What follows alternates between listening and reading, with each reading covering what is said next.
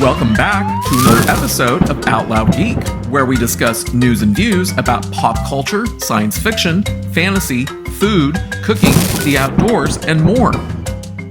It's time once again for another woeful dose of Warner Brothers Discovery. The day that Warner Brothers and DC Studios greenlit producing the superhero movie Blue Beetle was the day that it was doomed to fail. As I had asked in a video that I had released back on July 23rd, who is Blue Beetle? That was the question that most people were asking who heard about the movie, but had never heard of the character. And the rest of the title to that video was, The Next DC Studios and Warner Brothers Box Office Flop. I had released that video nearly a month before the movie premiered on August 18th. And as of Sunday, October 15th, Warner Brothers Discovery announced that they were pulling the movie from theaters, which was less than 2 months since the movie premiered. But guess what? I'm not at all shocked about the overall outcome, but I was surprised by some of the movie's final numbers. Starring Xolo Maridueña, who is also known for being in the series Cobra Kai, about a month before the movie opened in theaters, shill media sites were predicting that Blue Beetle may only earn somewhere in the range of $12 million to $17 million domestically for its opening weekend box office. And those were the numbers that I had used in my July 23rd video to project the movie's final domestic box office earnings, which suggested that it would range somewhere between $24.2 million to $55.4 million, by also assuming an average weekly drop for the movie that would range somewhere between one standard deviation above and below the franchise's then overall average weekly drop of 40.09%. At that time, the standard deviation was 9.45%, so I assumed that the average weekly drop would likely be somewhere between 30.64% to 49.54%. Then, in the days immediately preceding the movie's opening weekend, the media had revised their predicted domestic opening weekend box office for the movie upwards to be somewhere between $22 million to $32 million. So in a video that I had released on August 18th, which was the day that the movie opened, I revised my projected final domestic box office numbers to be somewhere in the range of $44.4 million, $64.3 million, or $104.2 million. And as it turned out, the movie's domestic opening weekend box office was $25 million, which was in the lower half of the media's predicted $22 million to $32 million range. Further, the movie's final domestic box office revenue was $72.2 million, which was well within my revised projected range of $44 million to $104.2 million, and only slightly higher than the projected mid-range value of $64.3 million, because the movie's domestic average weekly drop was 34.7%, which was only slightly below the franchise average of 40.09%, and well within one standard deviation of that average that I had used to project that range. But what about the movie's international and global box office revenue numbers? Where did those end up? Prior to the movie's theatrical run, the franchise's overall average domestic share was 39.12%, and its corresponding standard deviation was 6.34%. And as with the average weekly drops, I project a movie's final global gross box office numbers using the same methodology, which means that I define a range of domestic shares whose endpoints are one standard deviation above and below the overall franchise average. So in the case of the DC movie franchise prior to Blue Beetle playing in theaters, that was a range from 32.77% to 45.44%, which means that I was expecting the movie's international box office revenue to be larger than it had earned domestically. On July 23rd, my initial projected final global gross box office revenue for the movie was in the range of $53.3 million to $169.2 million. Then on August 18th, with the revised domestic opening weekend box office predictions, I had revised my projection to a range that was both higher and broader than my previous July projection to a range from $97.8 million to $318 million. So right when the movie was premiering, there was a slight probability that it might break even, but that was very quickly dashed when the actual opening weekend box office numbers were reported. And once I knew what the movie's opening weekend box office numbers were, on August 21st, I released part 10 of my Who Will Be the Biggest Flop video series. And in that video, I again revised my projections because I then had several pieces of critical information. The movie's domestic opening weekend box office, which was around $25.4 million, the movie's international opening weekend box office of around $18 million, and the movie's global gross opening weekend box office of around $43.4 million. So the movie's domestic share was not within the expected range of 32.77% to 45.44%.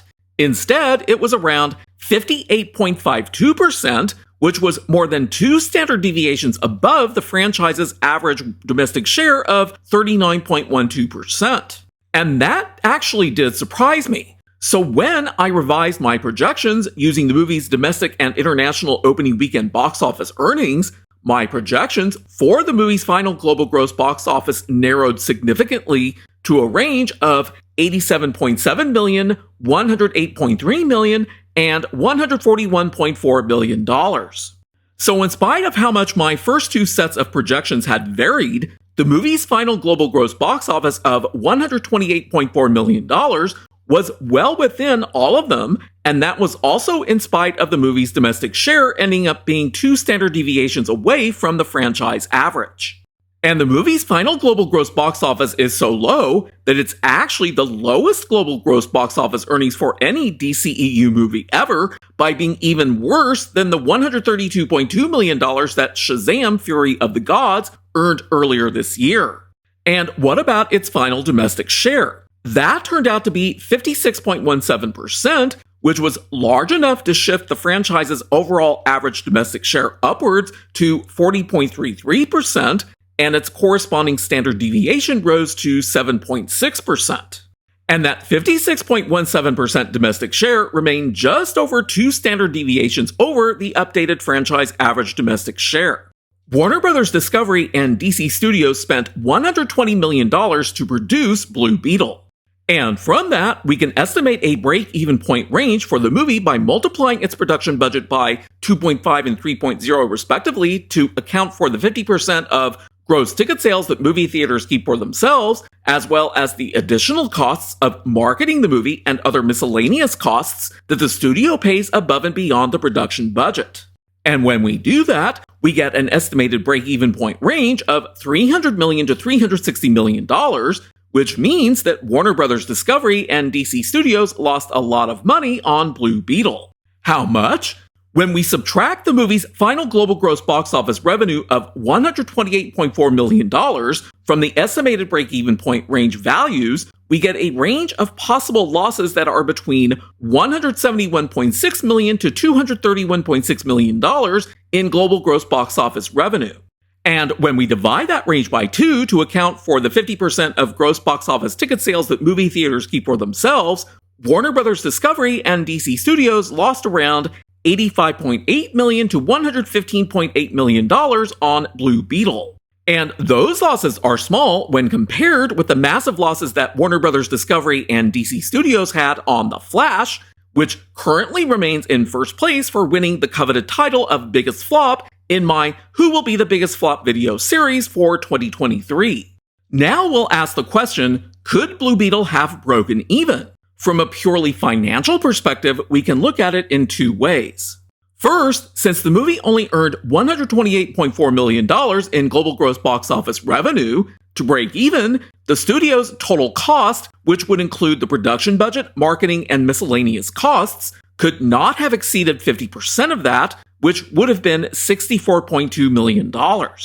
So given that the studio spent $120 million on the movie's production budget alone, they overspent by more than 50% to produce and market the movie. Alternatively, if we ask how much money would the movie have needed to earn during its opening weekend to break even with a domestic share of 56.17%, an average weekly drop of 34.7%, and an estimated break-even point range of $300 million to $360 million. To have reached those levels, the movie's final domestic box office would have needed to have been somewhere in the range of $168.5 million to $202.2 million, which means that its domestic opening weekend box office would have needed to have been within a range of $58.5 million to $70.2 million. In other words, the movie would have had to have earned around 2 to 3 times what it actually did during its opening weekend.